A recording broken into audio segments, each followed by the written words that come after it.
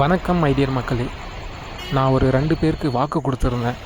So அந்த ப்ராமிஸை நிறைவேற்றுறதுக்காக தான் electronic சிட்டியிலேருந்து நான் நரசிங்கபுரத்துக்கு பஸ்ஸில் ட்ராவல் பண்ணியிருக்கேன். ஆல்மோஸ்ட் ஊர் வந்து சேர்ந்தாச்சு. அங்கே ஒரு இடத்துல குன்றின் மணி கிடைக்கும். ஸோ அதை நான் பறிக்கலான்னு போனேன். அங்கே ஒரு குளவி என்னை கடிச்சிருச்சு.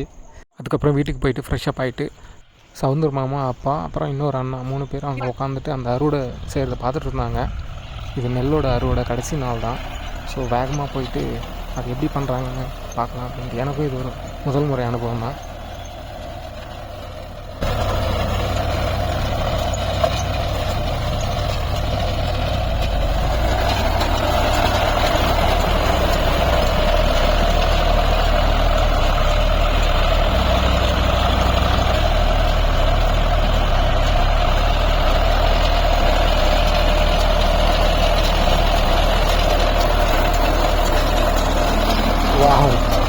கோழி முட்டையிடுற மாதிரி நல்லா அழகாக இந்த மாதிரி பண்டில் பண்ணி கீழே போட்டிருக்கு.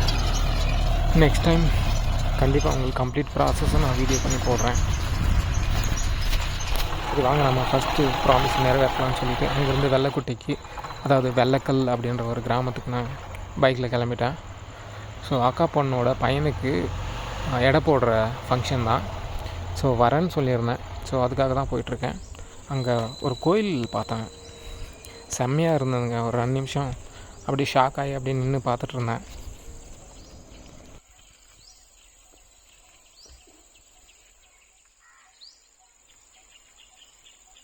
அப்புறம் கிட்டத்தட்ட அங்கே ரிலேட்டிவ்ஸே ஒரு 10-15 பேர் இருந்தாங்க. எல்லாருக்கிட்டேயும் பேசி முடியறதுக்குள்ளே ஆல்மோஸ்ட் நைட்டு 8 மணிக்கிட்ட ஆயிடுச்சு. அப்புறம் ஆலங்காயத்தில் நமக்கு பிடிச்ச போண்டா கடையில் போண்டா சாப்பிட்டு சாப்பாடு வாங்கிட்டு அங்கேருந்து கிளம்பிட்டேன். Shaker, love yourself. No matter who you are, love yourself.